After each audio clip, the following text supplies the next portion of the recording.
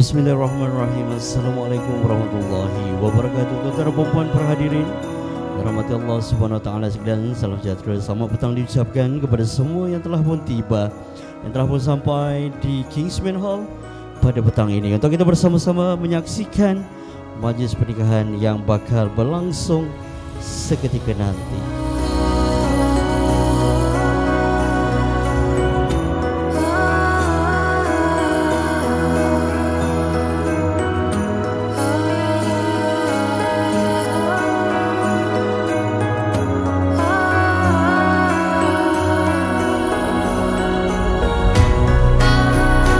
Tuan-tuan dan puan perhadirin sekalian, tanpa kita membuang masa lagi, kita ingin menjemput langkah masuk bakal pengantin lelaki.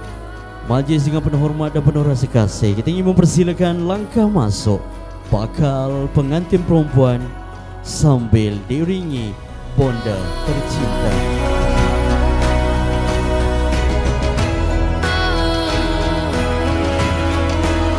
Zawijuka ala ma amarallahu bihi min imsaki bima'ruf aw tasrim bi ihsan.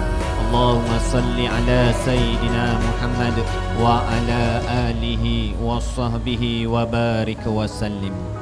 Ahmad Fitri Hadi bin Ahmad Rozaini. Ya, saya. Aku nikahkan dikau dengan Era Izzati binti Mat Saleh yang telah berwakil wali bapanya kepadaku dengan mas kahwinnya RM300 tunai. Aku terima nikah Era Zati binti Mak Saleh dengan mas kahwinnya RM300 tunai. Saksi jelas?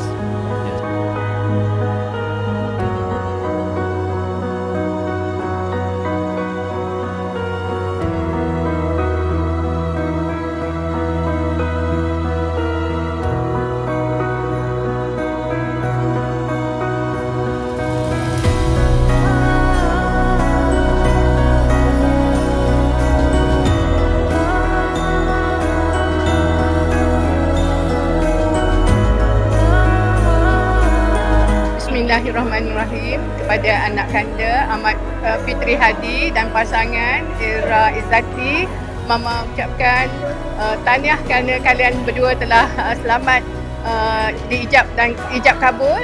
Mama doakan semoga kalian berdua dapat melayari rumah tangga dengan penuh keceriaan dan kebahagiaan. Fitri Hadi dengan Era, ayah ucapkan selamat pengantin baru, semoga kekal abadi. Terima kasih.